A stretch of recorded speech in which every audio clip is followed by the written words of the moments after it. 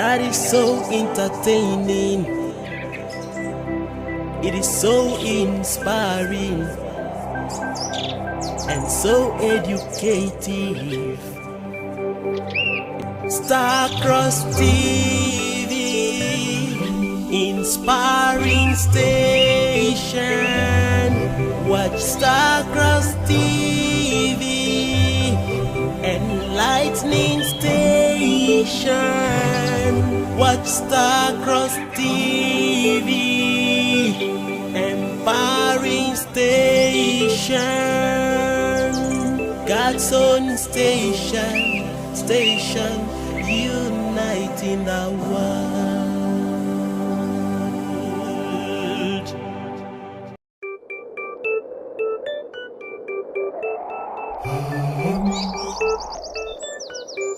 There is this one television that is so entertaining. It is so inspiring and so educative. Starcross TV, inspiring station. Watch Starcross TV, enlightening station. Watch Starcross TV, empowering station. God's own station, uniting the world.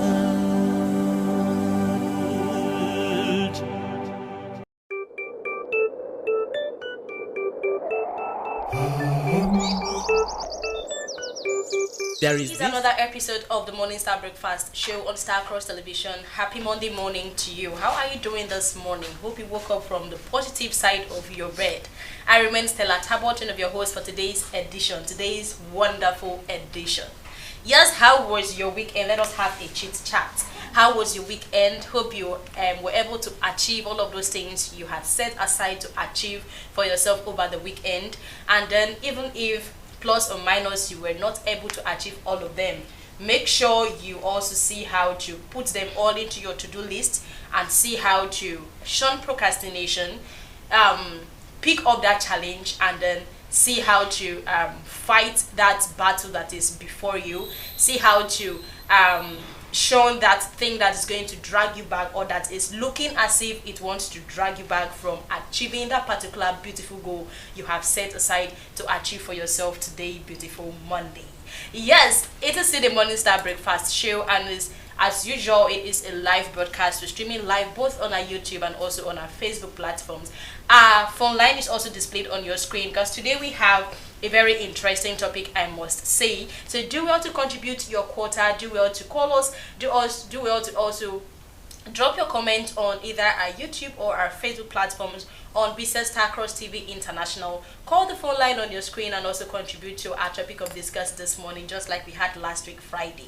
So we'll be expecting lots of callers this morning, because I must tell you for a fact that today's topic is something that I know it's not something new, it's something we're already used to, but like I always say, due to life hustles and struggles, we just tend to overlook them or even forget about them. I am not actually doing this alone. I'm still here with some amazing colleagues of mine as usual. They're already preparing themselves to be brought forward to the world. Yes, I'll start with the one at my far right.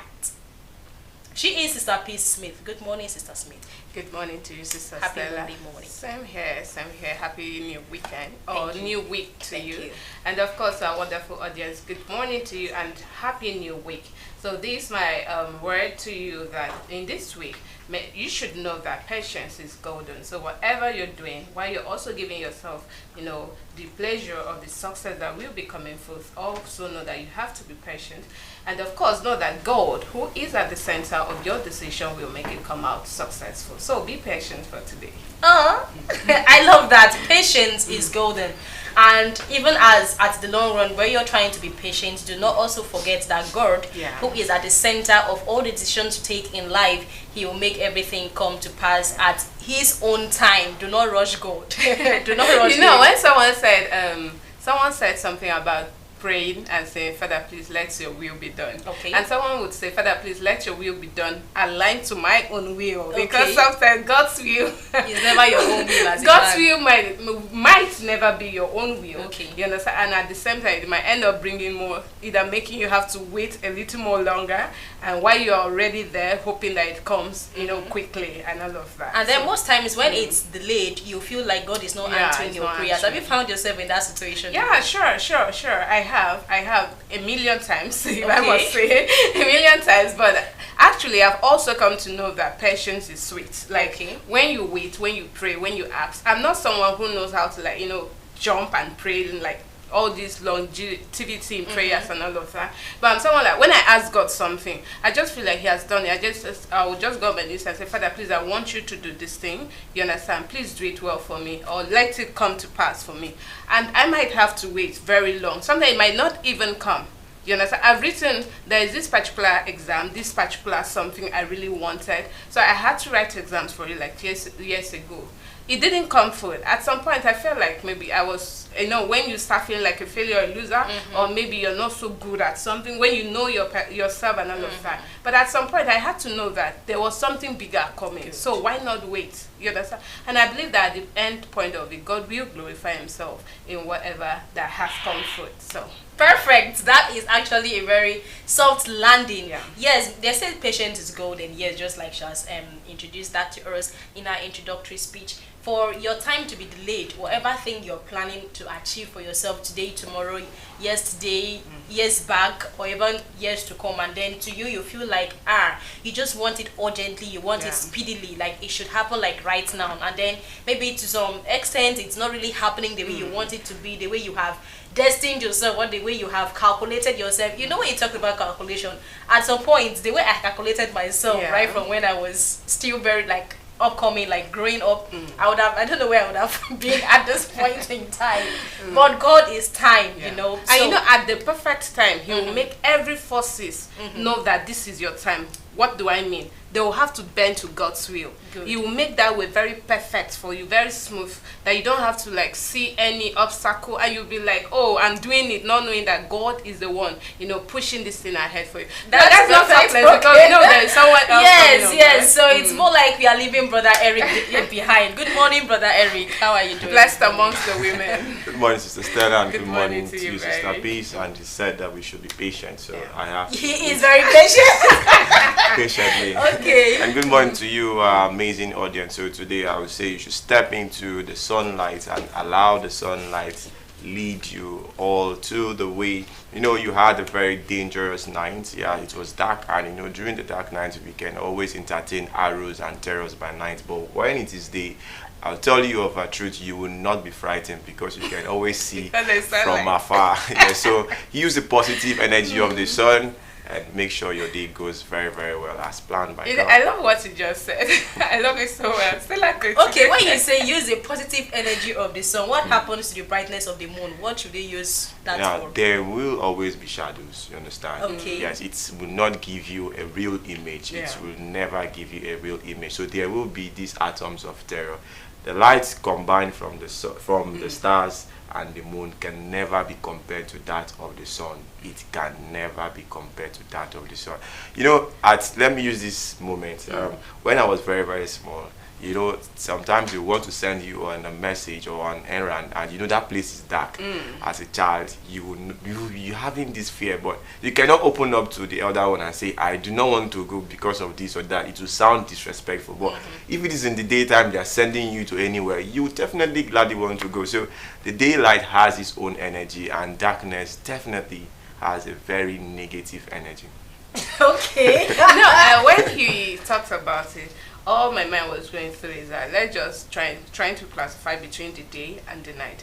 In the night or during the night, there are places you would restrict yourself from entering. Definitely. That's because you feel like, oh, there's someone hiding somewhere, or maybe you're thinking of the possibilities of what might happen if you happen to go in there. But during the day, even it's a forest, as long as this confidence you get from, because you know, can the always brightness see, of the yeah, day, you can yeah. always see, you push ahead. Even if you feel like, oh, someone might tell you there's danger out there or there's danger in front, you say, let me just get there, because you can see, but try it when it's dark.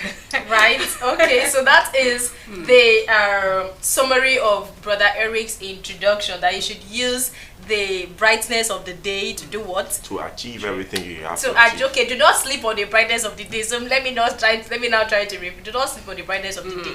So when the day is still very bright, you should use that to achieve whatever you have set aside to achieve for yourself. Do not wait until it is dark. Even there is a local maxim that says look for the black sheep or the black goat when it is day, not at night, because you go look for a black goat at night. Hey, you search for it and you'll be like, what am I doing? So that is a very interesting one from both Sister P. Smith and Brother David Eric. Like I usually say, we always have things to inspire ourselves with, to educate us, to remind us of most of those things we might have learned and forgotten due to life hustles and struggles. So that is why we are here, because we cannot be here if you are not there. So we give you all accolades, we give you all gratitude because of you, our esteemed viewer. Thank you very much for always staying glued to Star Cross Television, even as we expect for you to give us some phone calls. Yes, because we have very interesting segments and also very interesting topic to discuss with you this morning. But before we bring to you our topic of discourse, let's do what we always do here on set, which is our brain teaser.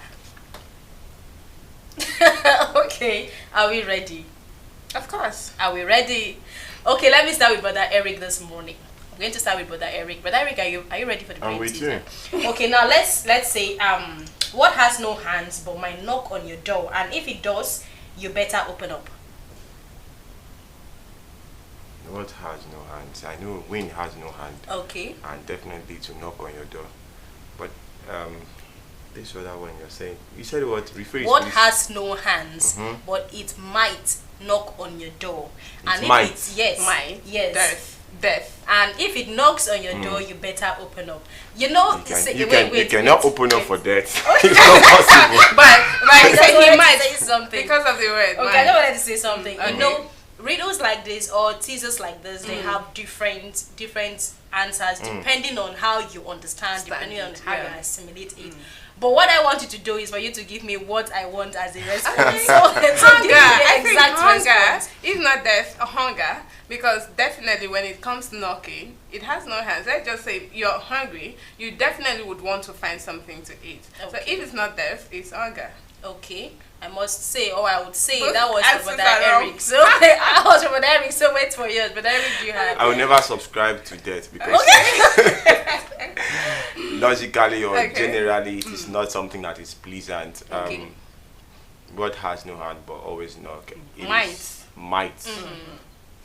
I would not really want to stick with hunger, but I would say love also can knock at the door. Love. Yeah. Okay. Can also knock at the door, and you would definitely want to open it. Okay, is that your final answer? Final answer. Critically. Who wants to be a millionaire? Who wants to be a millionaire? Okay, to Sister Peace, do you have an answer to that? I just gave you my answer. Okay, hunger. Okay, thank you very much. Now the answer, my own answer to that question is opportunity. Oh, you got us Opportunity. there. So your own I answer. I like the fact is that you segment it to your own answer own because answer. critically those answers are particularly right because hunger can also knock on your door and you definitely want to open and satisfy yourself. Love can also knock at your door and you definitely want to open and receive it. Opportunity, I think that is that is the most preferred. Yeah. Okay, but why I'm subscribing to what she said, because there's this thing people say that opportunity comes but once. So for the fact that she used might, you understand. So it definitely does not come all the time, but if it comes at once, you have to accept it. I don't know if my rationality. Do not say there is always room for another opportunity to come. When this one comes, you grab it. So I don't believe in I don't believe in those you things. don't have to believe in it. You don't have to believe I in it. believe that is- opportunities comes are everywhere. everywhere, So it depends okay. on the How prepared mindset you and how prepared you are. Yeah. Thank you very much. Okay, that was for Brother Eric. Now over to you, Sister Peace. Your own question is: See, Stella, don't ask me what question like a runs professor. all around a backyard yet never moves? What's what? What runs all around a backyard, but yet never moves? Life. What runs all All around? around a backyard. I hope Yes, our never audience moves. is also watching so that you can also provide the answers. Okay. What runs around a backyard? Backyard. But yet never moves. Life. Is that your final answer? I'm still Okay. thinking. You're I'm still thinking? thinking. Okay, we have life. Life can, they said life comes and, what you do to me will come back to you. Okay, just give us the answer. Life. I think I'll Life. go- Okay, I'll go life for- is her answer. Do you have a separate answer, Brother David Eric? No. Okay, she says life. But my answer to that question is fence. A fence. Excuse me. Fence. Okay, like the fence you a put belt. around your compound. Okay, Yes. okay, back So, here. yes. So that's what runs Stella, you're around being- your backyard. You're being But yet philosophical. it is always standing at a particular spot, but it's always round the backyard just to secure I you. got you. So that was that for my amazing colleagues here on set. So to our audience, we also have one for you, but over time, nobody has called to give us a response to all the brain teasers we've thrown out to a particular person or to our audience. But however, we still have this for you. If you are able to get this correctly, you have a data chop up from us. And that is, what has cities but no houses, forest but no trees, and water but no fish? What has cities but no houses, forest but no trees, and water but no fish? Let's get that or to hear your response via our phone line or comment sessions from either our YouTube or our Facebook platforms. We'll be glad to get those responses from our amazing audience. Yes, so before we introduce our topic of discourse for today, let us take a cup of cold water. We'll be right back.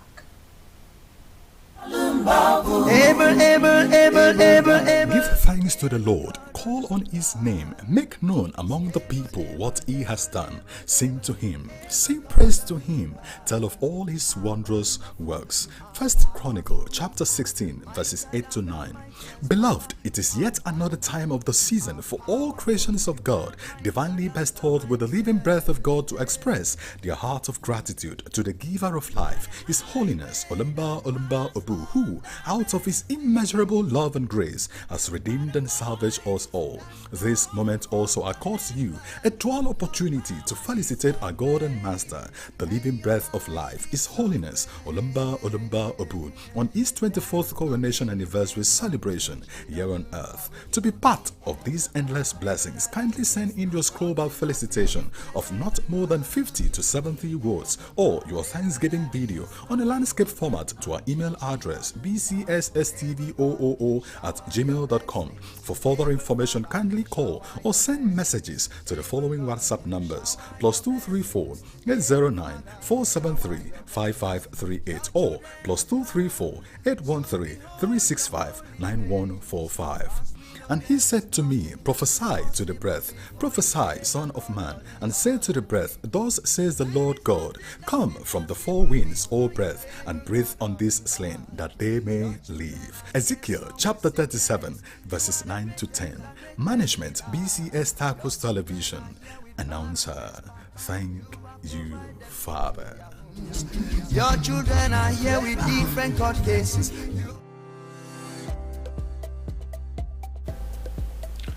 When you wake up in the morning, you need some inspiration and motivation from someone who cares to brighten your day. Morning Star Breakfast Show, which comes up in the morning hours of Monday, Tuesday, Wednesdays, and Fridays, is meant to set the tone perfectly for the commencement of a new day. Hello, my name is David Eric. Here on Starcross Television, we rise like the sunset, ready to capture your attention and soften your emotions like the morning dew. This is why we come to your TV set every Monday, Tuesday, Wednesdays, and Friday, 8 a.m. to 10 a.m. Central African Time, to inspire you, educate you, enlighten you, and more so, entertain you. Keep watching Starcross TV, keep supporting Starcross TV. Starcross TV, truly the best. Watch Morning Star Breakfast Show for your daily motivation. Watch your most entertaining breakfast show. I repeat, don't miss Morning Star on Starcross Television. Star with Morning Star. Start your day with God on Morning Star Breakfast Show. Watch Morning Star Breakfast Show.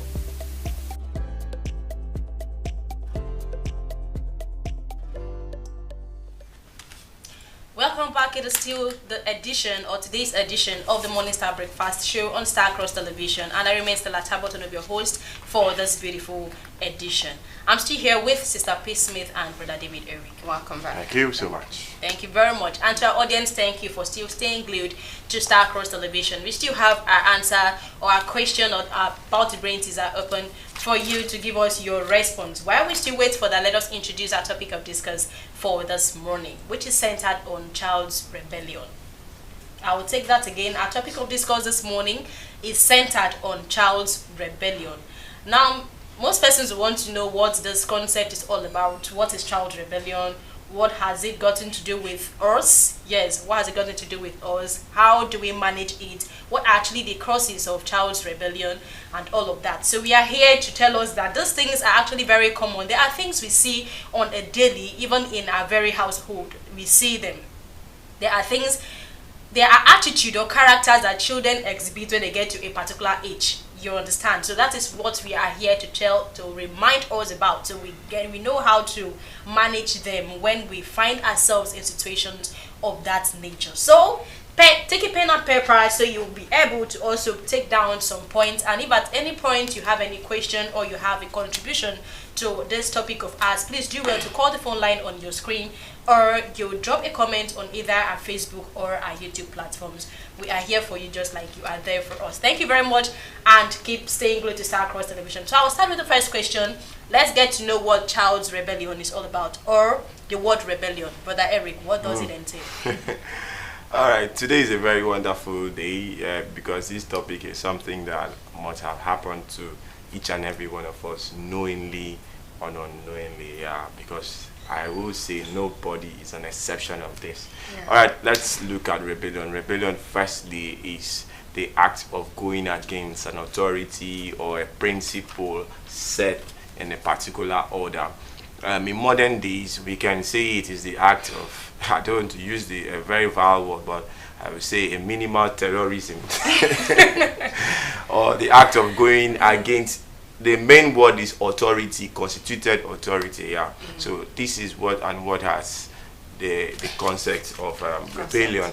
Now, attaching it to children, now child's rebellion is also where the children go against the authority, the main authority, which is the parents and guardians and so on and so forth. And this can be done knowingly and unknowingly. Yeah. When the parents gives instruction to the children, and most especially when the children are approaching the adolescent age, they tend to feel that maybe they know it all, they have arrived at the final destination, and they feel that mostly the parents' style is old school and so on and so forth. Maybe they are associating social media and the society makes them to feel like they are the new class, what their parents knows is the old class, and they become rebellious at this particular point in time. And if it is not handled with proper care, you tend to see that the children go out of line. I think the most important time in the children's life or in a child's life is the adolescent stage, because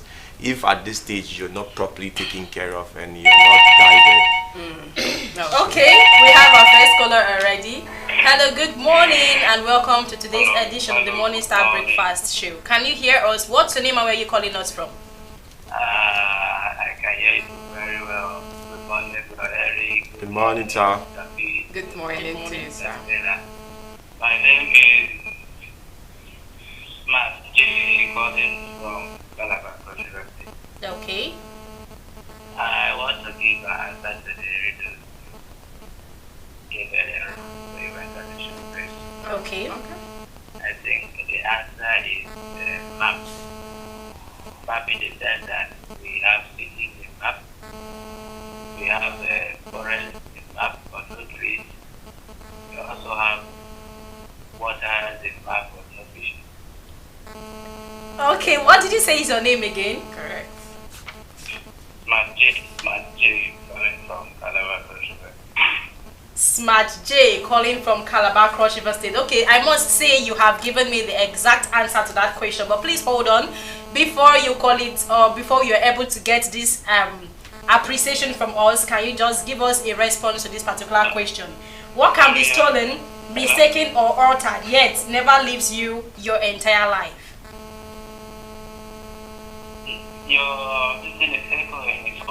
Okay, can you hear me clearly? I can hear, but it's What can be stolen, mistaken, or altered yet never leaves you your entire life? Let me call you back. Come on. So whenever you're talking, it's coming. It's doing as if. Let me call you back.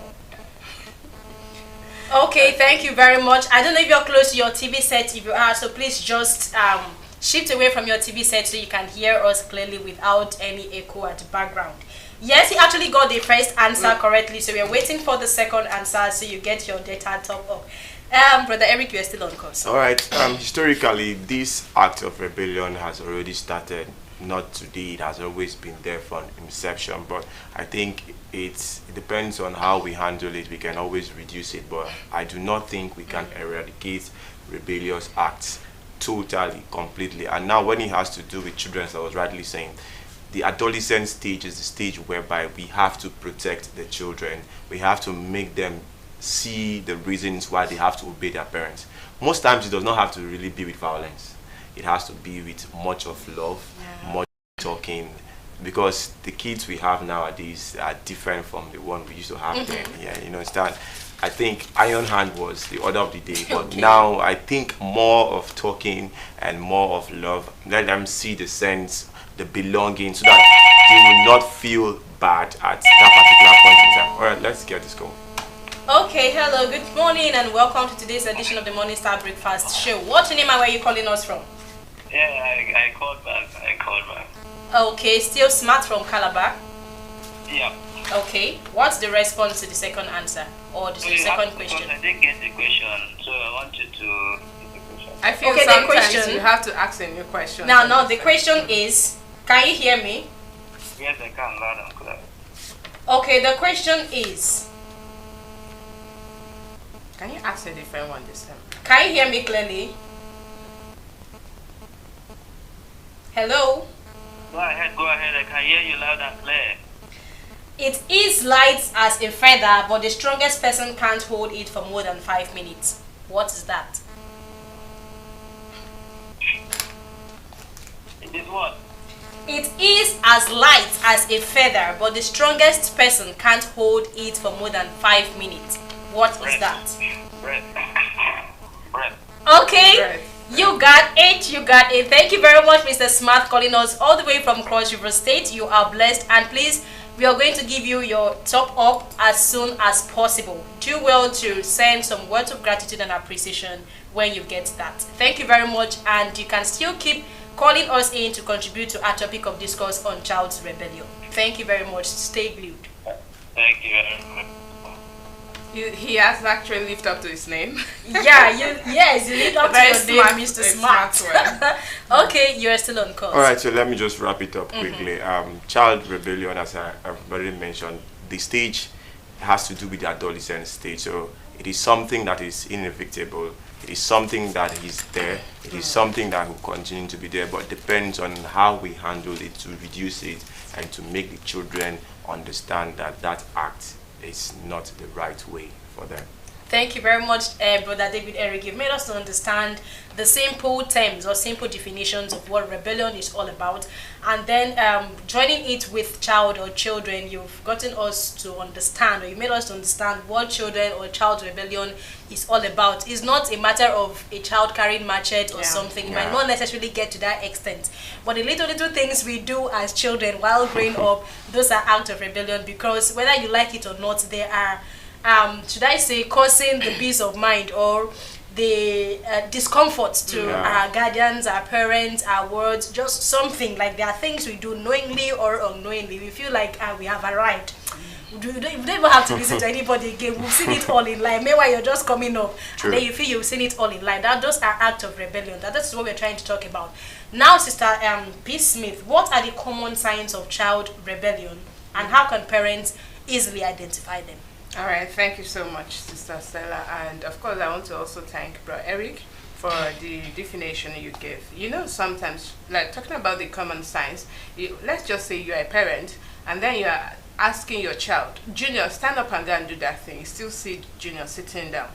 And sometimes you might feel like, while that child is growing up, you might feel like it's a common thing that that child should be seated while you are saying something. Or maybe you're trying to talk about something or advise that child. You see that child interjecting, saying things that he or she shouldn't be talking about. Or maybe as a parent, you're talking, he's not supposed to say or say anything. He's just supposed to listen. And then at the end of it, you can give that child the opportunity to talk. But then you try seeing that child, exhibiting some recalcitrant attitude. You are talking and he's talking back at you. So those are one of the common signs you would definitely say. Another thing is that urge to, want to leave home. Every little thing, maybe just something just come up, and then that child say, I can't stay in this house, I'm tired of this house, I'm tired of it. This attribute is rarely or commonly, let's use the word, commonly found in, the Western world, because right here in Nigeria, particularly this part of Nigeria, that your parent will actually talk and you tell them you want to leave the house. You know what that means?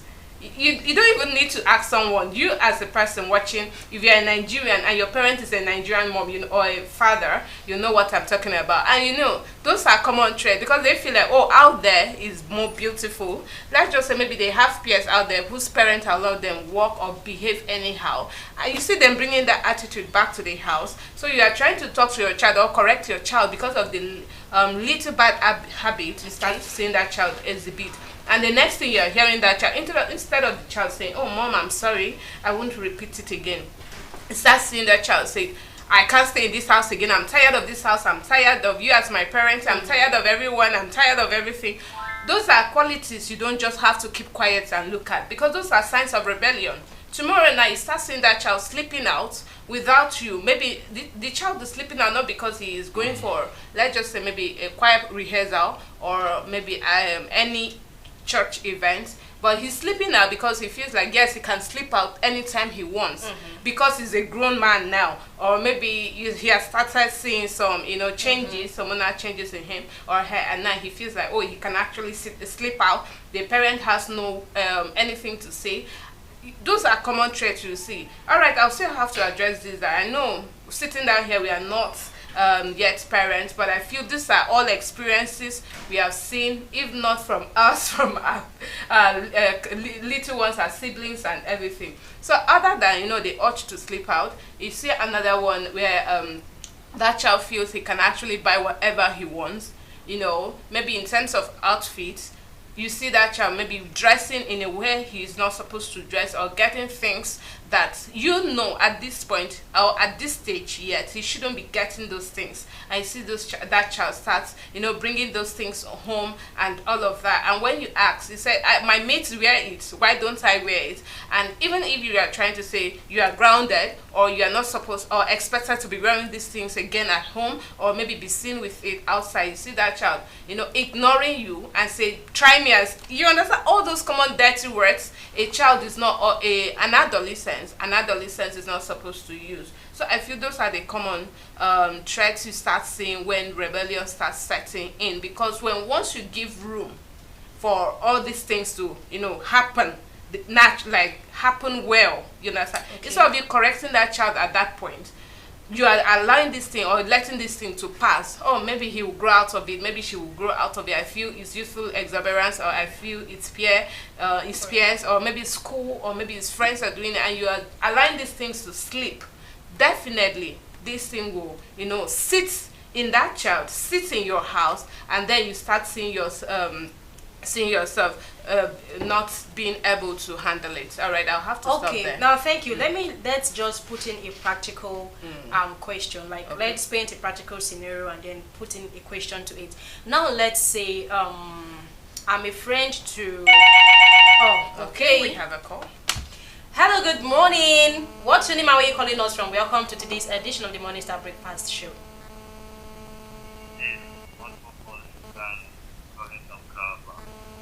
Okay, Sylvanus calling from Calabar. Shoot, let's get to hear from you. So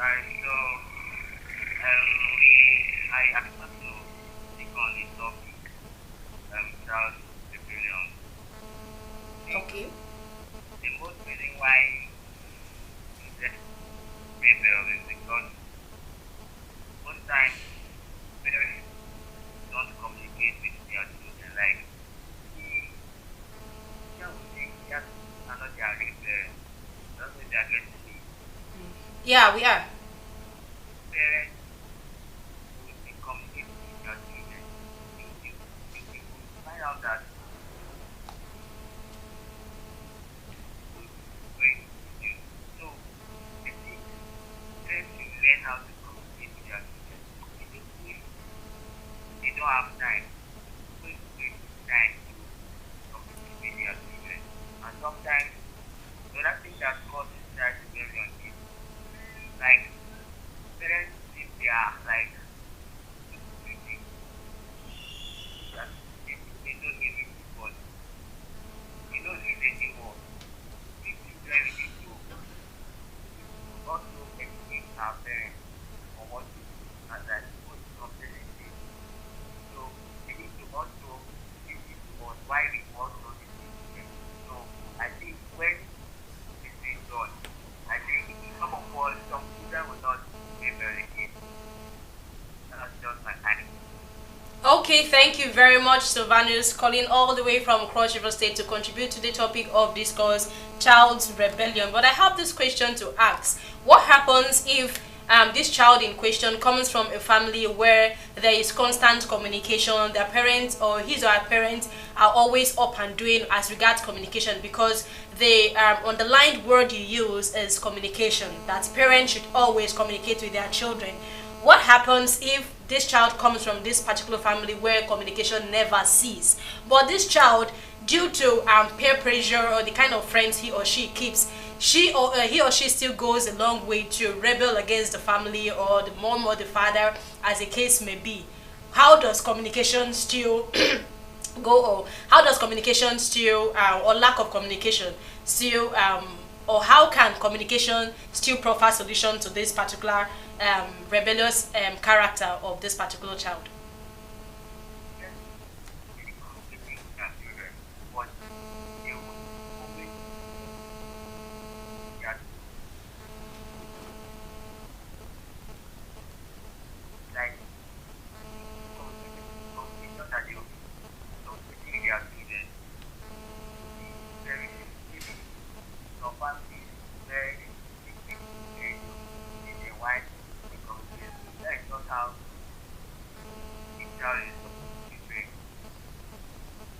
Okay, thank you very much. Thank you very much, Mr. Sylvanus, calling all the way from Cross River State, Calabar, to also contribute to our topic of discourse, child's rebellion. He has made us to understand that one of the major causes of child or children rebellion, as the case may be, is lack of communication from the parents to the children. In situations just like Sister P. Smith made mention, when a child tries to derail from the teachings, the upbringing, the natural teachings you have inculcated into the life of this child, but he or she tends to derail or to deviate from what you have taught him or her from onset, maybe due to peer pressure, the friends we keep outside, the kind of movies we watch, social media and all of that. The child still goes a long way to when mommy says stand here, you say no, I cannot stand here, I want to sit.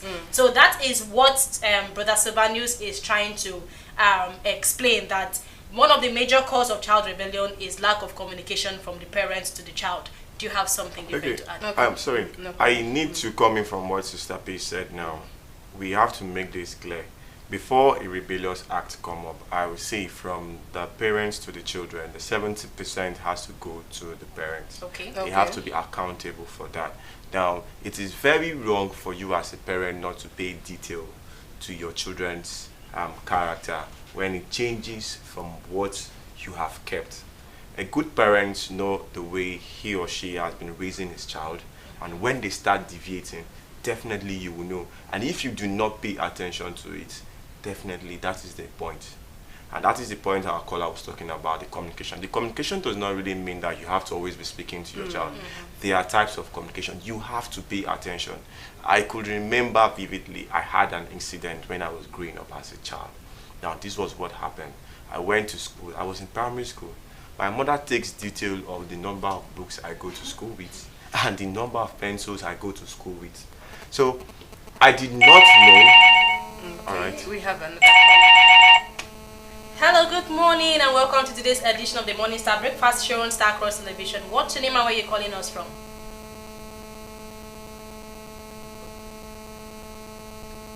Hello, are you still with us?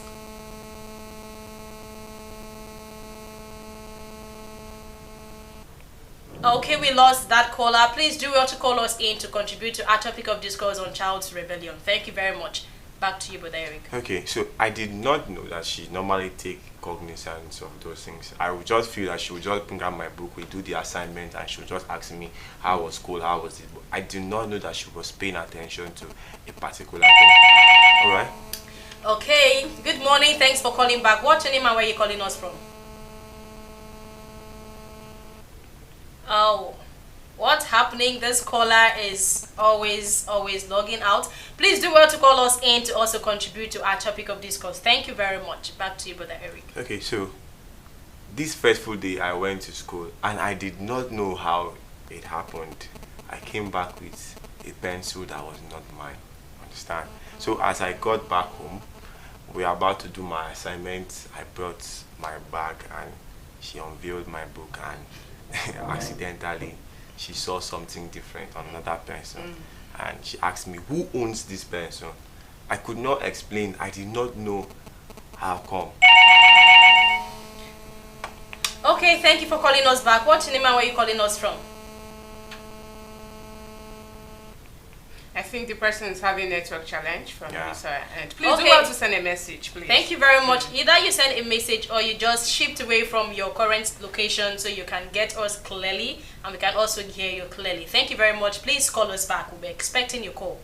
Back to you, Brother Eric. All right. So on that fateful day, after much and much interrogation, I know I could not explain myself. My mom took me to school and had to go and find who gave me that particular pencil.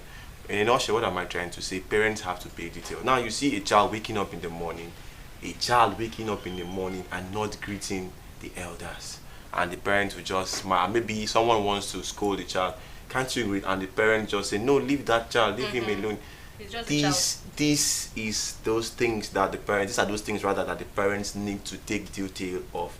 You do not have to spare anything at that particular point in time, because when a child gets to a particular age, definitely you can never bend this child. Okay. There is a certain age when a child gets, you cannot bend them. So from the little tender age where they start learning how to talk, it's very good for you to inculcate these right teachings into them. Yes, nobody is perfect, but the basic ones, it is very, very good for us to inculcate it into them. All right. Let's see. Thank you for calling us back. What's your name and where are you calling us from?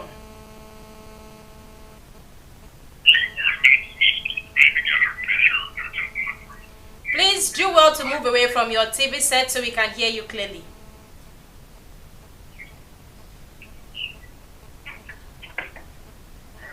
Hello. Good morning. Good morning to you. Happy New Week to you all. Thank you very much. I just want to make a contribution towards your discussion Okay. about it. Of the even well, advice comes from the parents. Just So like my that. parents will pay most attention to how the child behaves at home. Because most kids sometimes they pick up some attitude from outside and then bring it back home. Parents should be able to know what is actually going on with the children. So I think that more effort has to be put in for the parents, not just leaving everything to the teachers at school. That was my little point. Thank you so much. I think it was network issue from your side because I've been trying to just got in now. Have a wonderful week. Okay, thank you very much. That was Sister Gladys Onyabo calling us from the United States of America. Thank you very much, Sister Gladys, for contributing to our topic of discourse on child rebellion. She has made us to understand that parents shouldn't just leave their responsibilities to teachers alone. They should go to that extra length or that extra mile to check each and everything their child goes to school with, just like Eric said, and whatever they come back home with. If you see a child coming back with something you know for sure you didn't purchase for that child, ask questions. Do not just say, let it be now, just like that. That child will definitely grow up with that attitude of coming back home with things that does not belong to him or her. So that was a contribution from Sister Gladys Onyabo. Thank you very much for calling us and for staying glued to Star Cross Television. Remain blessed. Am I right, thank you. Bye. Bye. Okay, you are still on course, Brother Eric. All right, right. Like she has rightly said. Now there are some things that we need to understand. Once a child leaves the house every day, no matter how you have taught this child a particular thing for him to uphold morals, the child will definitely go out to associate. When a child goes out, a child brings in a new character each day when this child comes in. Now, it is very, very important for you as a parent to pay good attention. If you look at your child closely, you will know your child has gotten a default setting when your child comes back. Now, what happens to you, the parents? It is very important for you to take note of these things, and most times now we should not apply violence. Okay. This is where the communication comes in now. Parents have to communicate with their children and tell them that these things you are doing are not the right way. And when it is done with love and care, every child has this soft spot. When you train up a child with too much of anger and beating, definitely you will generate a different mindset. And you might even make the child think that you are not the right parent. You understand? So most times it is not always good when we always engage in physical combat with these children. It is not always really good. So I think at this point in time, dialogue is also important. Speaking to these children, making them have the sense of belonging, the sense of feeling for them to confide in you. You know, most times the children may feel powerless as the point that they cannot defend themselves when you're exercising your franchise on them. You understand? Some parents really do not really know how to use the rod on their children. They go extra miles, enjoying them, wounding them. It is not really right. So I think there have to be the right means for us to be able to handle our children. As parents, we should pay concrete details to our children, because definitely our children will always come back with strange characters. Okay, in the course of your explanation, you made a statement that there's a particular age or stage in life where a child will get to, and then the child will tend to exhibit some kind of characters or attitude you never, as a parent, taught that child. True. So the question is, at what age can a child typically exhibit all of this rebellious attitude or character, and why that particular stage or age? Okay, I would say from age 10 and above. Nowadays things are even changing. You know, the way the children are now, they learn so fast. But I would say from age 10 or from age 12, that critical adolescent stage, they feel that maybe they have gotten to the apex where they are just even starting. That is just even the beginning. They feel they have gotten knowledge, they have known the good, the evil, and this is a very critical stage as parents and guardians for you to be able to help these children scale through. The excitement in this stage is so dangerous that if parents and guardians do not protect their children in the right manner, they may tend to go astray. So I think it is very important that our parents, our guardians, the society at large protect the children when we are at the adolescent stage. It is very important. Yeah. Okay, thank you very much, Brother Eric. Now over to you, Sister P. Smith. Let's now look, we've hammered on the child. Now let's also look at the role of the parents in this. Now, what role do parental expectations, rules, and discipline play in contributing to child rebellion? All right, thank you so much. Thank God you're asking that. You know, she's supposed to be a mother. Yeah, she's I'm supposed to. I'm preparing to. Yeah, this is your IT preparation. All right, thank you. Thank you so much, Sister Stella. I think the caller who called and talked about communication rightly mentioned, and also Eric also said something in line with that. Discipline is a very important role when it comes to child rebellion, because the way you discipline your child, you might end up aggravating the whole rebellious tendency to become very high, or you might help it, calm it down or tame it down. So what do I mean? Like Eric said, sometimes you don't use violence.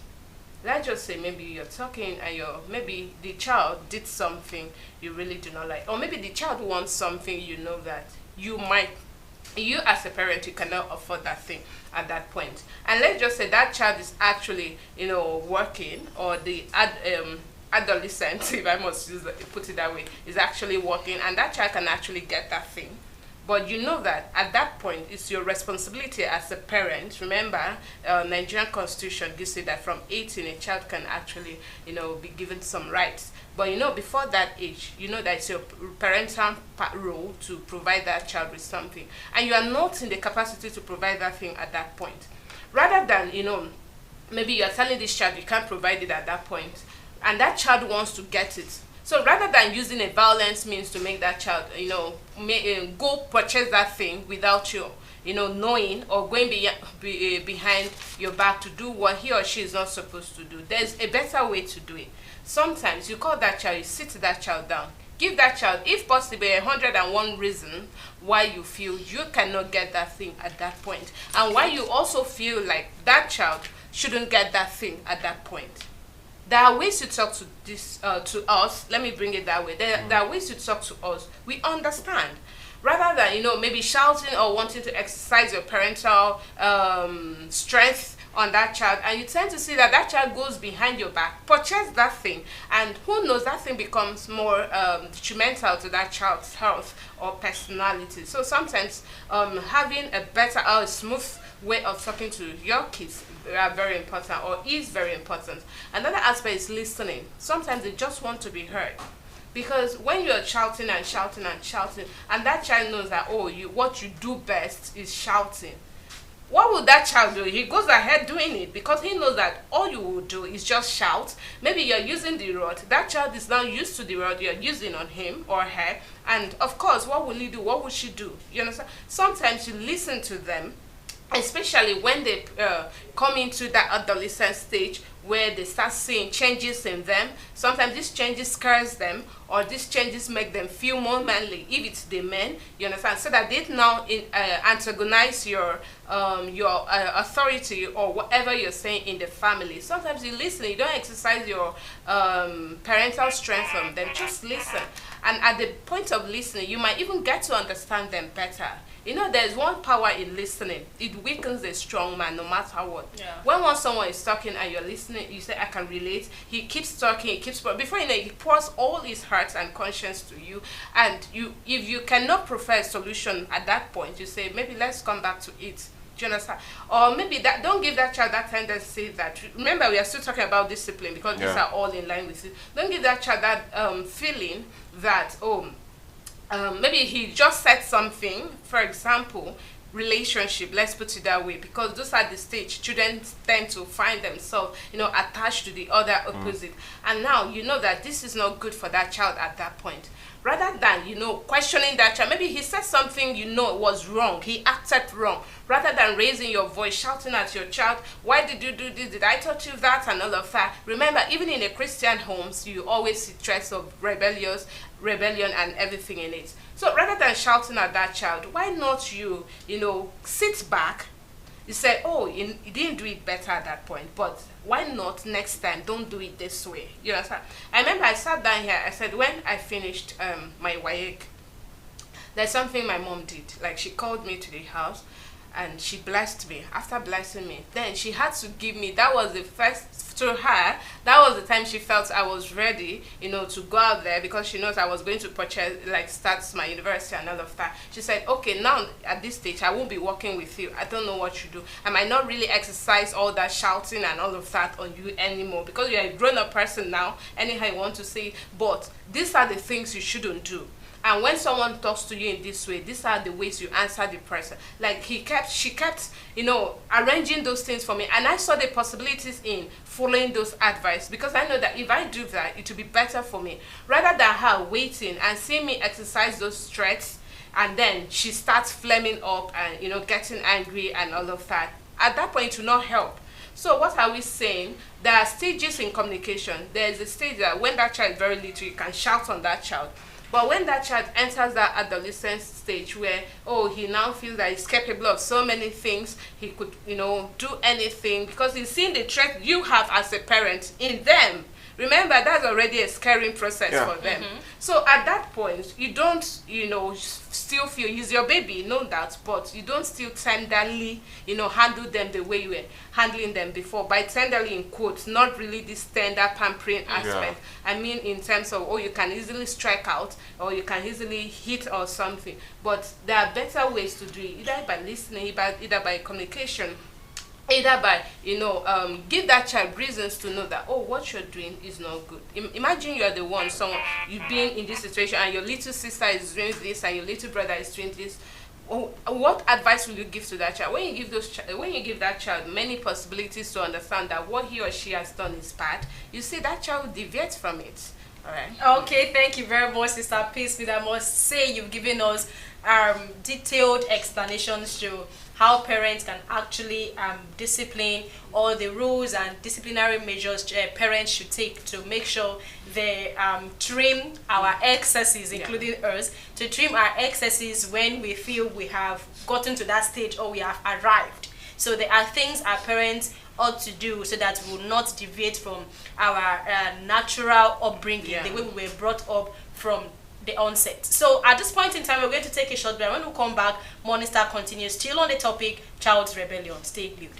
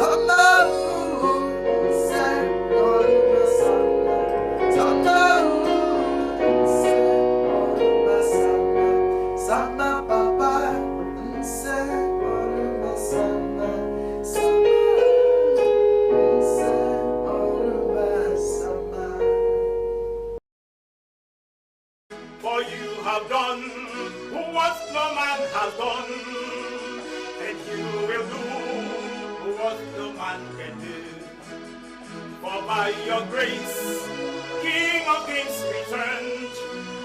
We give you honor, we give you praise. Oh, Heavenly Father, mighty King, glorious are your mighty works in heaven and on earth. None is like thee. Heavenly Father, mighty King, for you have done what no man has done, Father, and you will do what no man can do. You have restored joy and peace on earth. Who can deny these good works of yours? We celebrate every bit of you. We bow in awe in reference to thee. Oh, Heavenly Father, mighty King, glorious are your mighty works in heaven and on earth. None is like thee. Heavenly Father, mighty King, for you have done what no man has done, Father, and you will do what no man can do. You never change, Shiva, God of old. You are the true God, oh yes you are. You are my God, holy is your name. For your glory, you will never share. Heavenly Father, mighty King, glorious are your mighty works in heaven and on earth. None is like thee. Heavenly Father, mighty King, for you have done what a man has done, and you do what no man can do. Who can oppose? Who can stand your race? Who can say no when thou sayest yes? We are your chosen people, you said. Grateful we are unto you, my God. Oh, Heavenly Father, mighty King, glorious are your mighty works in heaven and on earth. None is like thee. Heavenly Father, mighty King, for you have done what a man has done, and you will do.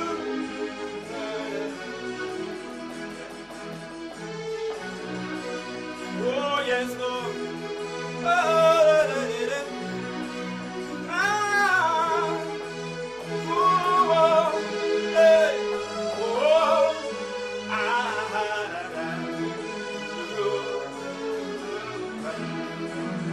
we worship you, only you alone. Deep in our hearts, let your spirit guide. On bended knee, here we come to thee. We surrender into you alone. Papa, oh Heavenly Father, glorious are your mighty works in heaven and on earth. None is like thee. Heavenly Father, mighty King, for you have done what a man can do, and you will do what no man.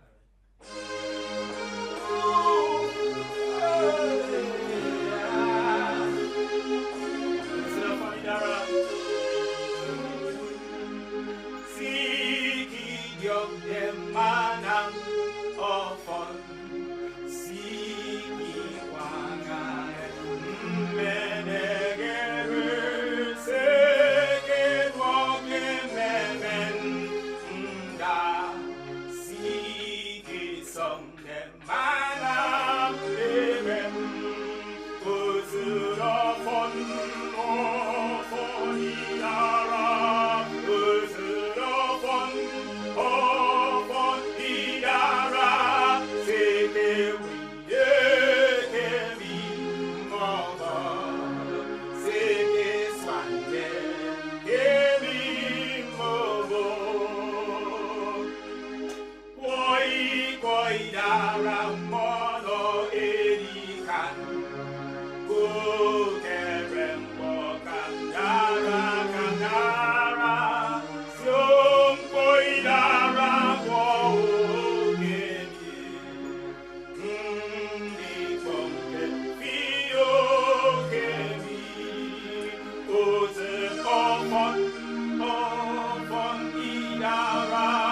Uzur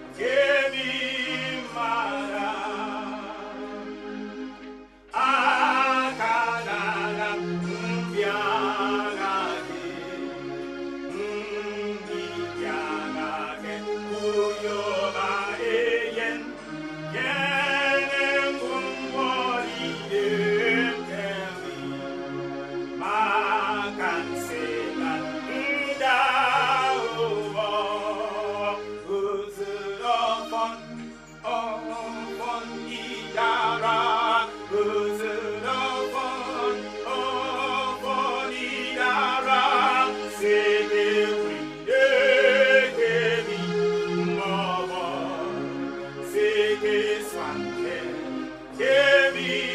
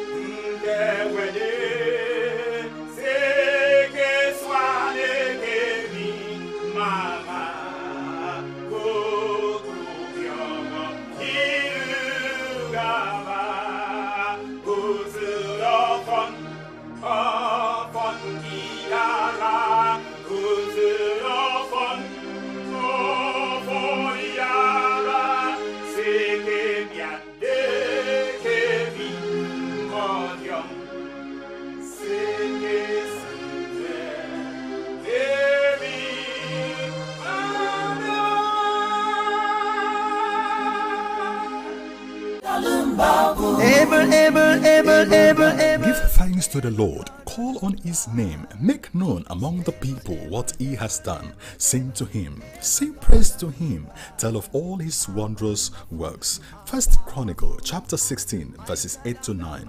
Beloved, it is yet another time of the season for all creations of God, divinely bestowed with the living breath of God, to express their heart of gratitude to the giver of life, His Holiness Olumba Olumba Obu, who, out of his immeasurable love and grace, has redeemed and salvaged us all. This moment also accords you a dual opportunity to felicitate our God and Master, the living breath of life, His Holiness Olumba Olumba Obu, on his 24th coronation anniversary celebration here on earth. To be part of these endless blessings, kindly send in your scrollbar felicitation of not more than 50 to 70 words, or your Thanksgiving video on a landscape format to our email address bcsstvooo@gmail.com.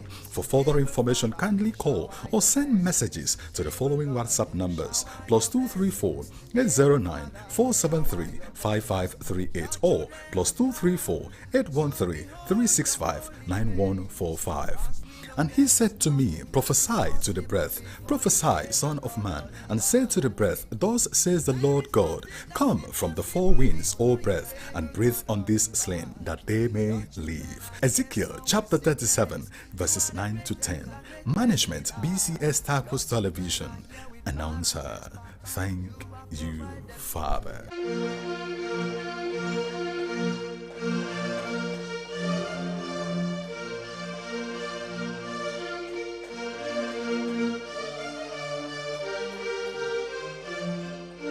Praise Ananiba, Son of the Most High, Bread of heaven, Son of the Most High. Feed me till I want no more. Feed me till I want no more. Lord, feed me, Lord, feed me till I want no more.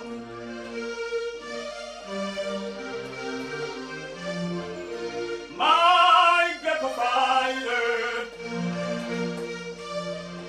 Savior of the world,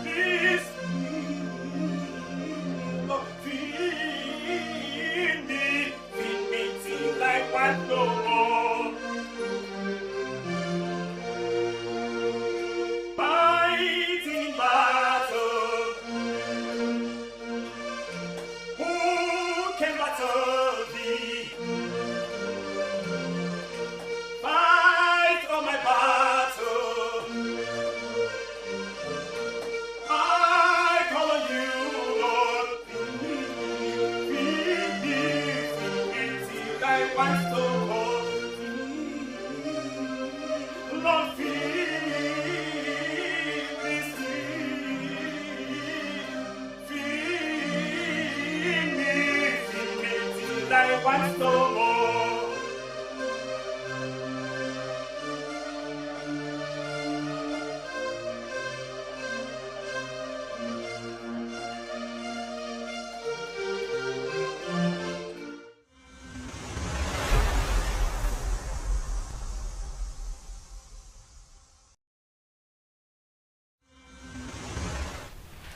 Welcome back. It is still the Morning Star Breakfast show on your screen, and I remain Stella Tabot, one of your hosts for today's edition. I'm still here with Sister P. Smith and Brother David Eric. Welcome back. Thank you so much.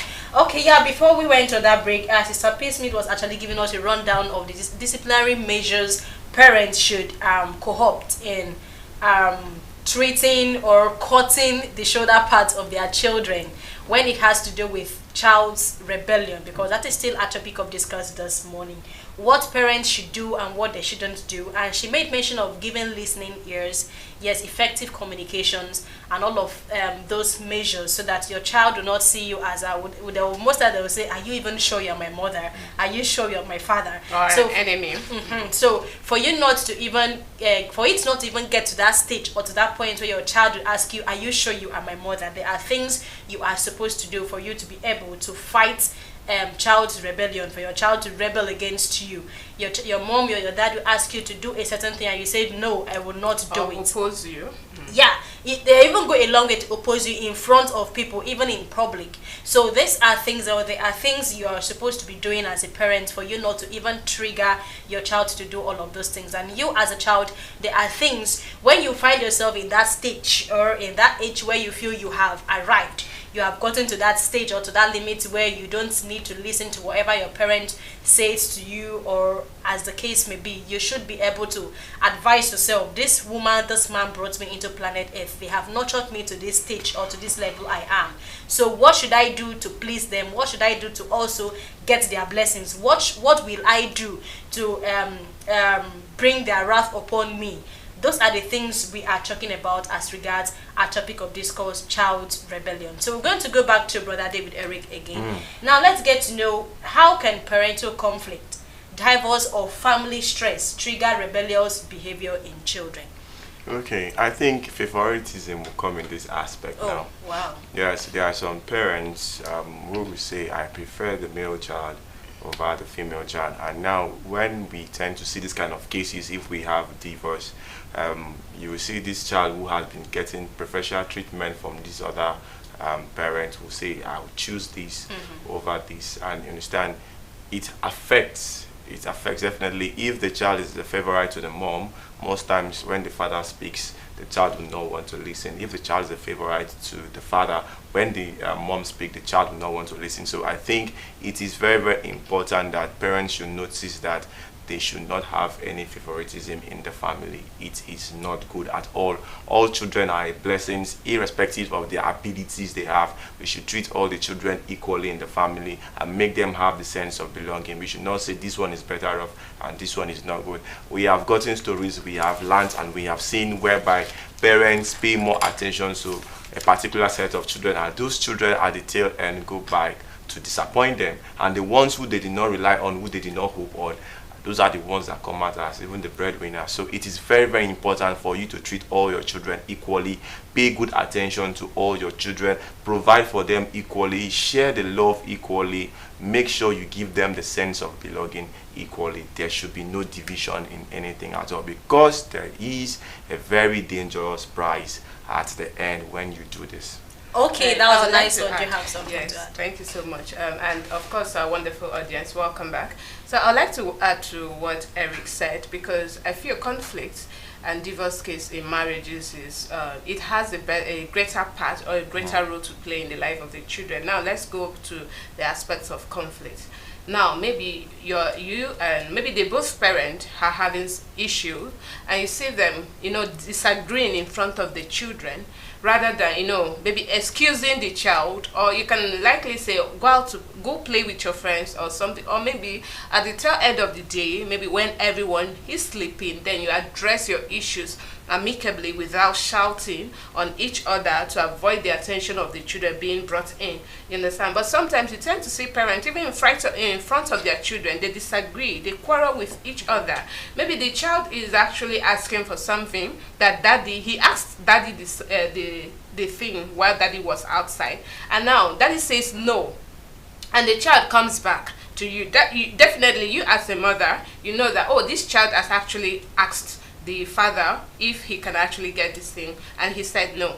And you as a person, you are supposed to say, let me ask your dad what he says about it, or what did your dad say, knowing that he has actually gone out there to ask.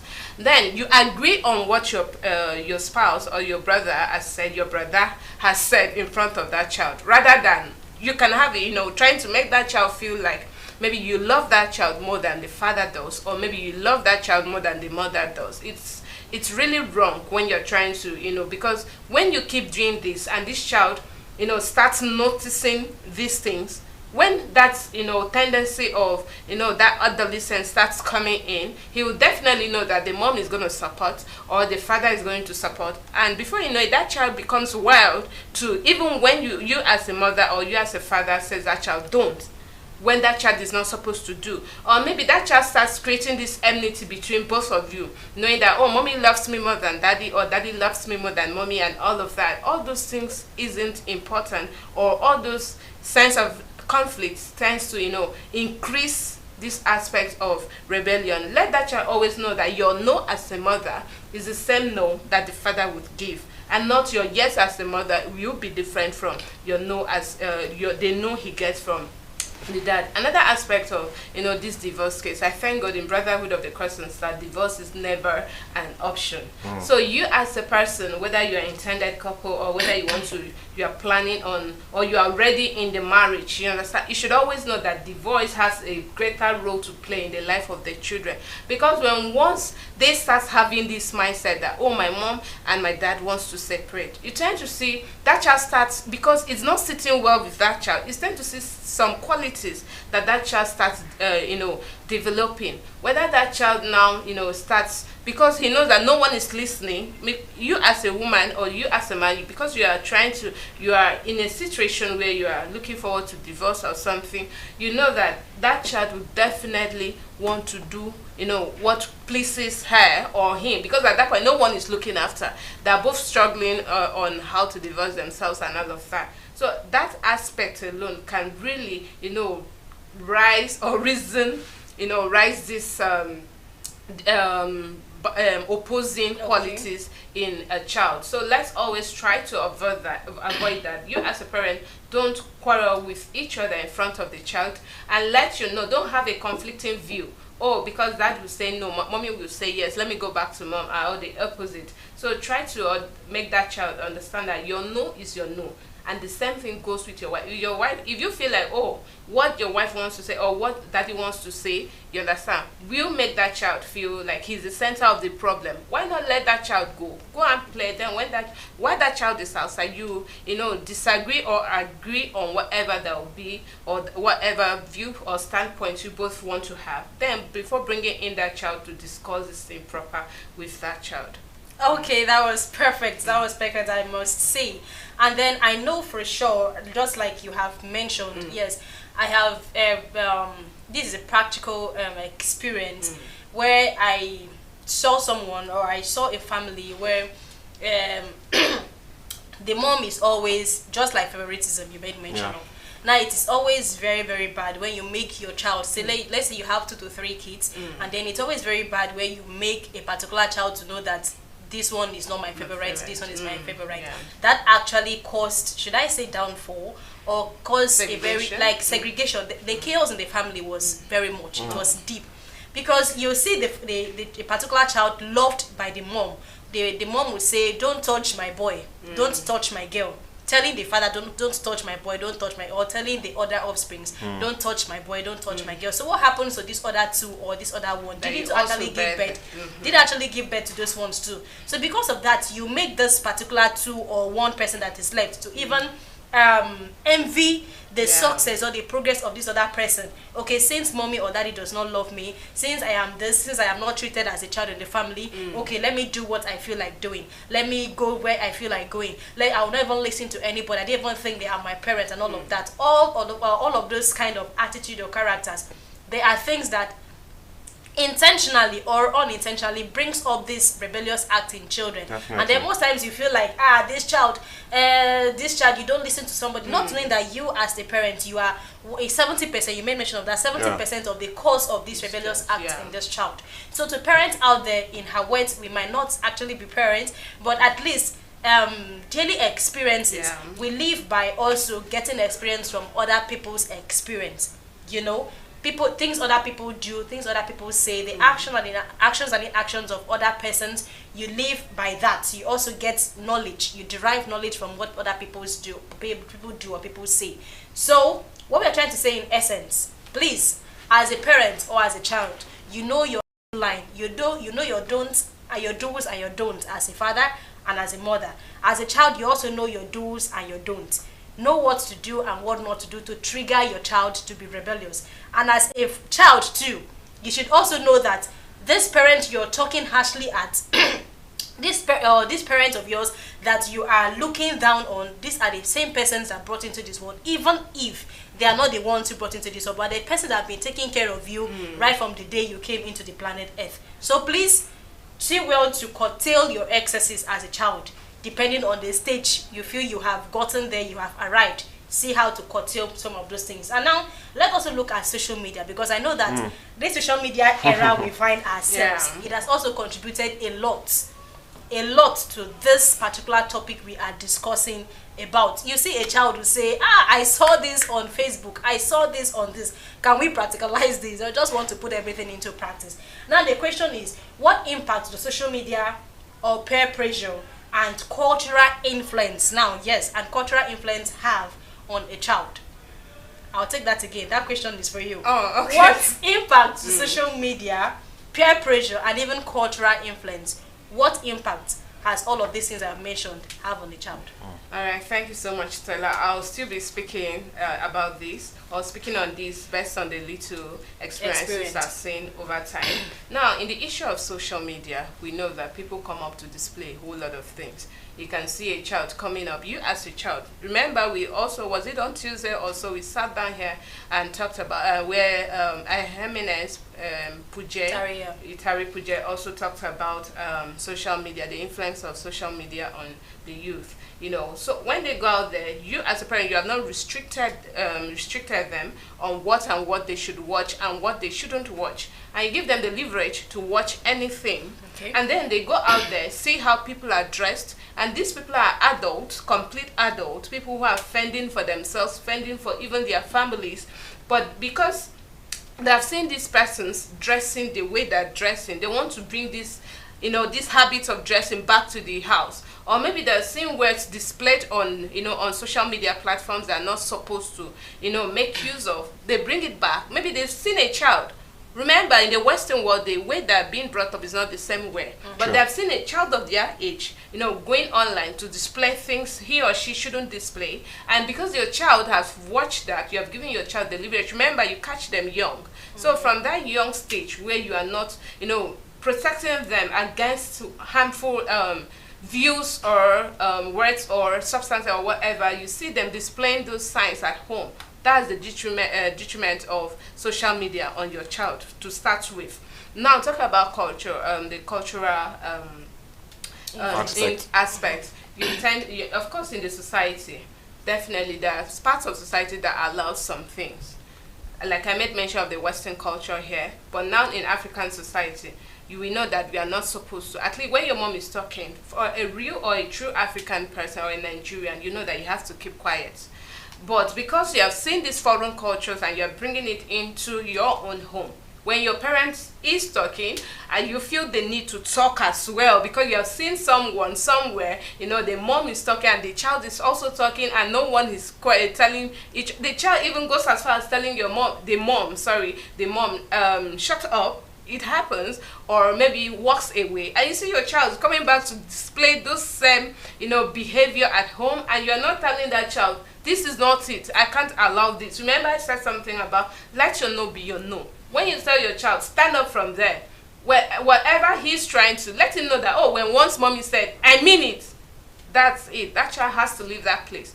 But because you are also as a person allowing these things, maybe you have watched it also, you have maybe outside, like some of our Nigerians or some of our Africans who also intersect in cultures, you tend to see these things displayed outside and you tend to allow it here. That's how we saw it there, so you have to allow it here. You are doing more harms, not just to your child, but to the society as well. Because once this child takes this attitude to a place where it's not accepted, you know that it starts, spreading it as a venom. So we are talking about social media and cultural influence. I feel these are aspects that it also plays a part. Okay, do you have something? Yeah, I have something. I always say in every negativity there's positivity. Okay. Now let's look at the Westerners, for example. They have been able to fine-tune social media to giving them positivity. We have children or young adults rather, producing, renovating, having creative ideas. I will also put it down to the parents. Okay. As the first steps are very, very important. Gone are those days when I was a child, my parents would tell me I'm sleeping by 7 p.m. and you have to obey and sleep. These are the things that most parents do not pay interest to. They do not have the full control over their children. Social media is not a bad thing. It is not bad for a child to start learning how to type using the computer from age 3, from age 4, start building software, start doing things. It helps. It gives the child advantage. But now it depends on we, the parents, to give the proper guidance and the culture for them to understand that this can also be used positively. And also do not hide. There's one thing that we in Africa, we do. We always try to be secretive and not want to unveil the truth on time to our children, then thereby making them to fall into this and want to make them look bad.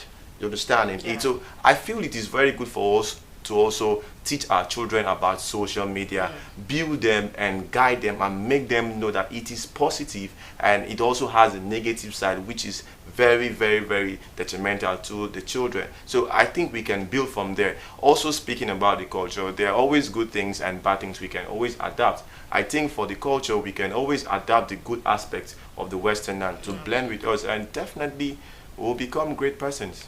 Okay, thank you very much. You actually made a point, and this point also drew my mind back to last week Tuesday when Sister Tari was talking about something, and she made a statement that what you do not teach your child, the society will teach your child. Definitely. Social media will teach your child. Their colleagues will also teach your child. You understand? Yeah. So you as a parent do not limit. There are no limitations to what you should teach your child, despite the age. Now let's say you want to teach your child about sex education, for instance. You know there are words you cannot use at a particular tender age. Yeah. You understand? But that should not mean you should deny that child the right to know what that is all about. You should know how to fine-tune your words when you're teaching a particular topic to your child. But when the child grows to a certain age where he or she understands vividly what that means, you cannot elaborate your words, elaborate your sentences, or elaborate your definitions and all of that. But do not deny that child the right to know what that thing is all about, because of a truth, if you do not teach that, if that child does not learn from you, social media is in fact everything is just at your beck and call. It's just there, and the child will always I learned it even right in primary school. Okay, And so the child will the always experiment from the outside world is very, very dangerous. Yeah. And at that point in time, I have noticed most parents who want to victimize their children, telling them that you have gone wayward, you have done this, where they would have laid the proper foundation for these children. So it is important we as parents, I know it is not really easy. It is not really easy because nowadays the economy where we find ourselves, parents need to stand up and work to provide for the children and make sure that they have a balance and have a balance, understand? So they make the children to want to have that independence, understand? Yeah. They make the children want to have that independence. So I feel it is very important that our parents pay good attention to the children. You know, another thing is, as a person, or maybe like you said about children going to school, learning it, even if you as a parent, you have not taught them that particular thing.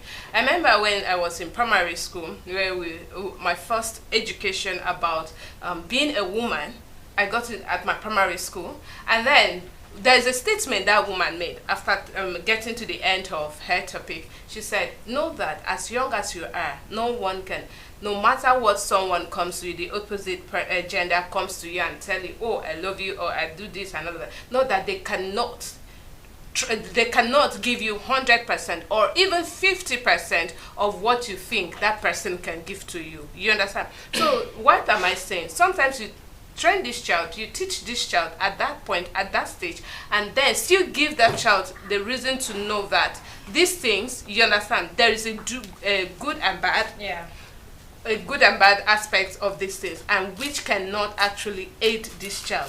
So rather than sometimes pushing education to that child and then this is all working, you understand, you are not giving the child the negative aspect to know that, oh, if you are learning this thing, or if you want to know about this thing, this is the error that might come if you do this. True. Like I said, when I finished writing my WAEC, when my mommy had to call me and then discussed with me, she knew my kind of person.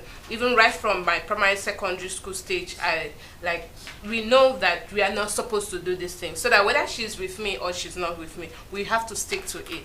So now when she called me to talk to me about the things she felt I never knew, which I had learnt already right from primary school, she had to tell me, okay, this is what happens if you do it. Yeah. So for you not to, find yourself wanting in this area, or maybe being, in a circle you never want to get, she will tell you that, yes, the tea I'm giving you, if you get pregnant, you don't eat that, drink that again. I'm just coming out to be realistic at that point. So she also told me the good aspects of it, and also told me what might come if I end up making mistakes I'm not supposed to make. Yeah. So I feel sometimes we ought to train our child well. Don't let us not allow social media to spoil them, or to bring bad thoughts to them before we teach them on what they ought to do.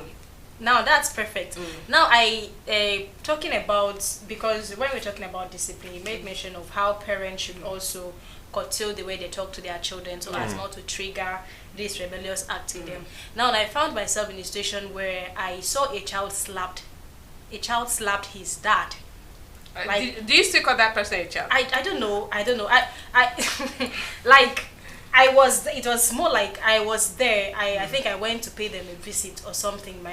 I was sent to get something from that particular house, and then upon getting there, they were like arguing. The father was telling the child, "No, you are not supposed to do this." The child is not even a child; he's an elderly person who also has a son. Don't call it a child. But as long as that's your father. So he's still the child to the man, and then this particular child also has a child. You understand? So he was arguing in a very heated argument with the father. They were arguing about a particular thing, and then the man was like, "You're not supposed to do I told you not to do that. You're supposed to do that. Now, okay, Shebi, you have your own son." So to the extent that Shebi, you have your own son, don't worry, these things you're doing, your son is also looking at you, your son is also watching at you. Before you know, a slap. The son gave the father a heated slap. I was like on this planet Earth. Are you sure this person who hits the father has not seen the father do this thing to someone before? Maybe the mom. But that is not an exception. Yes. But what I'm saying is, when you allow, I feel they were allowing some things while the person was growing up. Okay. That's why even at that stage, that child, because already he's a child, he's like, being that he is a child to this man, he is a child. So at that stage, any person who has been, who has followed the right process for being trained as a child or as a well brought up person would not do that. Sure. So for the fact that you were allowing some things while that person was growing up, to an extent that person got to an adult stage, and now that person got married, that means that there were things that person saw you doing, which when you were supposed to question these things, you did not. Yeah. And that's why that person is exhibiting this qualities. But no matter what and what must have happened, it is very, very wrong. And imagine you having that consciousness. If it was a younger child doing that to the father, he can be forgiven. So imagine you being as elderly, should I say maybe he may be as elderly as up to 50 years or thereabout, now hitting your child, hitting your father rather. This is like a generational cause. Right. This is like a generational cause, and it will take divine intervention of God. peradventure he will hit your dad and he falls off and passes out. It is going to be very, very hard for you to have a concrete appeasement. And do you know that while that person did that, his child has also seen it. And this becomes like a generational curse. That's what we're saying. Do you understand? So let's be mindful and watchful of what we do. I will not say that is a child's rebellion. Okay, now let's say, you know why I brought this this thing up.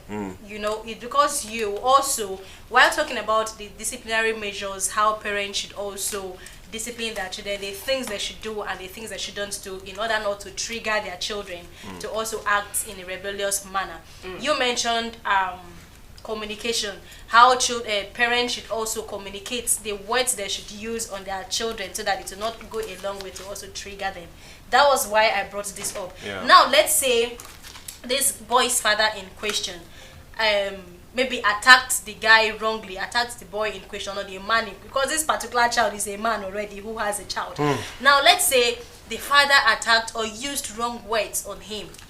I'm using your words for you. Now let's say he used wrong words on him, tried to say, you are a stupid child, you are a this, you are a that, I'm even regretting giving birth to you and all of that. So because of that, this child of his was triggered to give him that hot slap. So would you say the man or the father in question is also wrong to use wrong words on him that triggered him to slap him? Okay, I think I'll come in at this particular point in time. Now imagine this situation that you just painted to. It does not give any right. Let us say this is men to men speaking, and at this particular point respect is supposed to be attached. Now no matter how you have grown, your father is your father. Irrespective of how you were brought up, your father is your father. And we have a tradition, as we have said, we have an African tradition. If it was to be in the village, not the urban setting, like the rural setting, and the youth gets to hear that you hit your father, you will be fined and certain rights will be made. You understand? So there is no reason whatsoever for you to lay your hands on your father. For me, I am not just looking at the physical. I see it as something that is very, very detrimental. It can go on and on. It can move from his leg to the next, to the next, to the next. So I think it is very important, no matter how angry you are, no matter the heated situation, the best thing at that point, since you're grown up and you also have your own family, is to walk out of the situation and let it settle down. When there's a very good and enabling environment, you can always come up to your dad. Because I believe at this particular point in time, it is said that once the elderly ones are getting older, they tend to turn to like babies. There are some things you might see, they might not see from that angle. And it is not best settled in a heated conversation. It is not. Most times you tend to give them their space because they are looking for that care now, and that's that protection.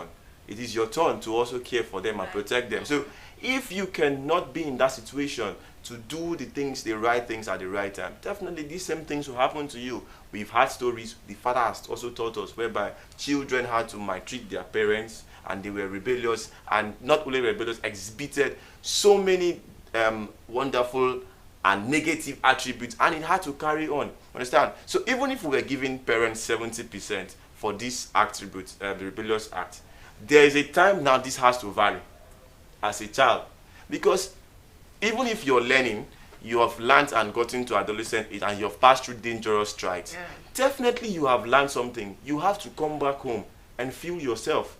So at this point in time now, it is up for you to also straighten your ways. So you have every right now to collect 70%, and it goes the other way. So that man does not have any right to hit his father. So I don't think, sorry to also add, I don't think that what that child did, the act with that child portray, is even practiced in the Western world. There is no way a child will raise a hand on the father, even outside, not here, wherever. It can never happen. You know, maybe I can say maybe outside you can also find someone maybe arguing, opposing opinions and all of that, but raising your hand. You know, we also had a story where the young man where he dumped the father in Yeah. the evil forest. And now when he also grew up, had sickness, the same type of sickness, the child also had to take him to the evil forest. This was like karma replicating. And now he was like, no, please, I did this and all of that. So there are situations where you see, sometimes there is power in this word.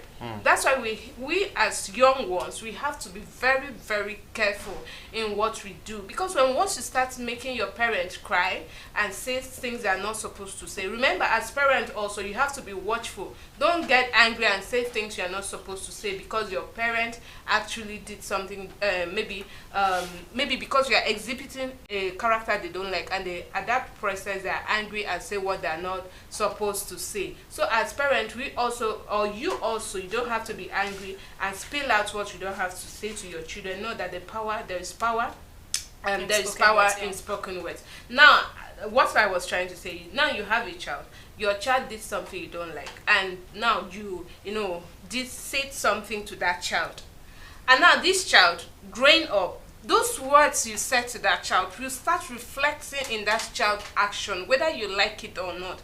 And when this action starts reflecting, and that child will act towards that action to you, tomorrow that child grows up, has a child, and then you still see this thing going to to the child, and before you know it becomes a generation. They will call it gene or genetics transfer or something. Yeah. So we as parents, sorry, I'm not a parent, I'm not yet one, but an aspiring yeah, parent. so you as parents, please, let's be watchful or be mindful of what we say out of anger. And then to our children out there, or to our young ones, or to people like me, let's also be careful in the way we act, so that we will not inculcate prayers that will end up reflecting wrong in our lives. That was perfect. Thank you very much. Now, last but not least, let's also look at how parents can set clear boundaries, limitations, and even consequences, and still maintain positive relationship with their children. Now, let's coin it this way: how can parents set clear boundaries, rules, and consequences to, if you do this thing, this is what's going to happen to you, and even at that, they still maintain good relationship with their parents, with their children. Let me start with you. All right, we've already said it. It's just the same thing, and I just have to go straight to the point. I think the boundaries needs to be set, and I think at this particular point in time, I would say this age that we are, enough of talking needs to be done. Yeah, we should limit the way we use the word, so that it will have value. Okay. Yeah. so that so that it will have value. The day you use it. It will have value. Understand? It's I came across a video where my father was trying to correct a child. The girl was 2 years old, and he said, "I have been telling you, the day I will use this." So once the father just unveils it, she will settle down, because the father does not use it. He always speaks to her. He said, "The day I will use this, I want she just sees it, she settled down." So I feel a lot of communication is to be done, and it should be done with much of love. It should be done with much of love. It should not be done with a mindset of hatred. Yeah, it should be done with a lot of love. Because your parents did it to you. Most parents are going through a lot. Yeah, understand. I tend to understand that sometimes they can flare up and add the things that are going through and pour it on the children. Understand? Transfer of aggression. Yes, but I think as parents, I know you're doing a lot, but please, you should try and control it. Yes, setting boundaries is very, very important for the children, because if you do not set these boundaries and tell them the consequences of it, it is very, very bad. My grandmother once told us a story that a child was growing up. The mother did not set boundaries for this child. The child will always bring in new items every day to the house. He will always bring in new items. It was something that happened really. He will always bring new items to the house until he became a notorious armed robber. Now, until he got caught and he was to be executed on an open square alongside other thieves. So he beckoned that before he be shot, that he wants to speak to his mother. So the mother was beckoned on, and she came close, and he said he wants to whisper something into her ears so that the other persons will not hear. And when she came close, he had to beat her on the ear and pull off her ears. And he explained why he did that. He said the mother did not tell him that all the things he was doing was wrong, and she was always accepting everything that he was bringing as a child, and he grew up with that, thinking that it is the best way for him. So Please, parents, I know you're going through a lot, but try to pay attention to your children. Little details matters a lot. Little details. Most times, the things we don't feel that is important, these are the things that are taking the children away. So we should try as much as possible. Have time for the children. They should not really get that confidence and confinement in people outside. I think this is the main point. When they find comfort and confidence in people outside and not you, the parents, that is the cause of the problem. Okay, Sister Peace, what's your own take on that? I really do not have much to say, but I feel I'll still toe the same line that Eric said. It will come to a time, or in a state when we are talking about a child, it will come to a stage in a child's life where lots of communication is even more important than hitting the child. Sometimes you don't even hit. Maybe it's little discipline. I can remember when I was in final year when I felt my mom would not beat me again, and then I actually went out when she told me not to go out. When I came, the punishment she gave me that day was even better. She would have flogged me. So at that point, I told myself I wasn't going to do it again. So that sometimes even communication is better than and for little ones who at some tender age, they start portraying that attitude. Sometimes you confide them or grant them on the things they love most. Oh, this ice cream I'm not going to buy it today for you because you have been stubborn, or you are stubborn today. You understand? Or the playground you like going, we are not going there today. All those little ways of correcting that child. For the adult, you tend to listen well, but let that child know that when you say no, your no is your no, because it will help better. Because when you're talking is opposing, I mean it. That ends it, because he knows that you mean it at that point. But when you're talking, he's talking, you're talking. Even when you say I mean it, that child knows that after all, mommy, mean it doesn't even work. And another thing, when you display stubbornness as a parent in front of your child, know that they will also be stubborn when you're talking with them. Why? Mommy used to do it. Mommy is always stubborn with daddy, or daddy is always stubborn with mommy. So make sure that you don't display those qualities in front of them to avoid things that you end up regretting.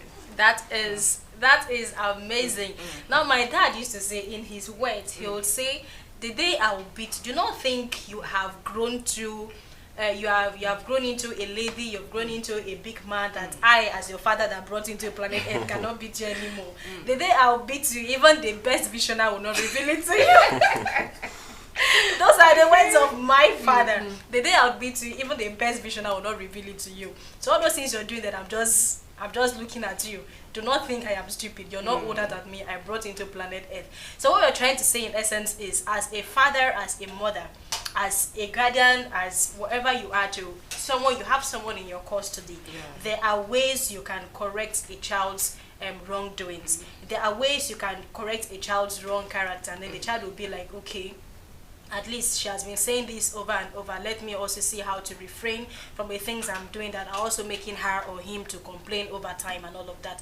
And as a child, also, or as a parent, also see how, just like she mentioned, there are ways, there are things you can do, and then the child will be like, okay, now let's say this child of yours at that tender age, he or she loves toy games, he loves say chocolate ice cream, loves this, loves that. You just try to withdraw all of those things from that child, and then you see how the child, if the child actually loves those things, and you as a child, as a parent, as a means of disciplining that child from doing all those things he or she is doing that you know is very wrong, you withdraw those things from that child, you see that child will come around. Definitely, the child will definitely come around, because he or she has missed the toy games, the chocolate ice cream, the this, the that. So please, there are ways we can correct our children in order not to bring up this act of rebellion in them. And as children, when I say children, not tender ones, even if you are an elderly person, you're still a child to somebody. That's what we're trying to say. You're still a child to somebody. I am still a child. In quotes, I'm still a child, but because I'm a child to somebody. So as children that we are, please, there are some acts of rebellion that we display, maybe knowingly or unknowingly, Sure. that are piercing the heart of our parents, that are piercing the heart of the person that are taking care of us, and then we feel like, because we have arrived now, we are matured, we are this, we are that, because our constitution says if you're above 18 you're not an adult, so you're finding yourself that you're not an adult. So please do well to curtail most of those things we are talking about, or most of those things that will cause or distract the peace of mind, and even cause mental distraction to the health of your parents or your guardian. So it is a very beautiful day here. We are going to round up quickly. So before we round up, let us get some words of advice from, some quick words to wrap up. And I'm wondering how old am I to start giving advice? You're not too young to give advice. Remember, we did say we have elders. Elders can be at any stage. You're not too young to give advice to anybody. So let's start from Brother David. What, in a nutshell, what do you have for our audience? All right, before I go to what I have for our audience, thank you so much to all our audience who stood by us, from Facebook down to the YouTube channel. Yes, Sister Gladys, in Yobong, there's so many of them, and to all our wonderful callers who came in through for us. Father, continue to bless you. Amen. Please and please and please do not be a rebellious child. Right from inception, we understood what rebellion is, and we saw the consequences. Lucifer was the light of God, and when he saw himself that he was big enough and wants to fight God, we saw where he took him to. So a rebellious child, definitely your reward will not be something wonderful. So we don't want to go that way. Let us try and stay humble no matter the situation. Let us try and align. Alignment is key. Yeah. Thank you very much. Over to you. All right, let your children know that adolescence is actually a natural thing, but then be patient with them while also letting them know, because they would always display these acts, that are not really good. That's all I have to say. Thank you very much. That was from Brother David Eric and Sister Peace Smith. Now, from me, I would say, as a child, or if you feel you have derailed from the teachings of your parents, try to be like the prodigal son. Try to be like the prodigal son who knew all his mistakes. He came to realize that he has gone wrong. He has failed his father, and then at the tail end, he actually went ahead to apologize to his father, and the father wholeheartedly received him into his warm arms. So try to be like the prodigal son who toed the line, or who saw all his misdeeds, the things he did that he knew for sure that his father was not pleased with him, and then at the tail end he went back to apologize. So if you are I will not say if you're a rebellious child, if you have in one way or the other exhibited any of these things we have made mention of from the start of this particular program, do well to retrieve your steps so that you can get the endless blessings of your parents. I remain Stella Tabor. It was an amazing day here on set. It is still the Morning Star Breakfast Show. Starcross TV still have lots of interesting and amazing programs to keep you entertained. Stay glued to Starcross TV and have a blissful Monday. Till we meet again, remain blessed. And bye for now. Bye for now.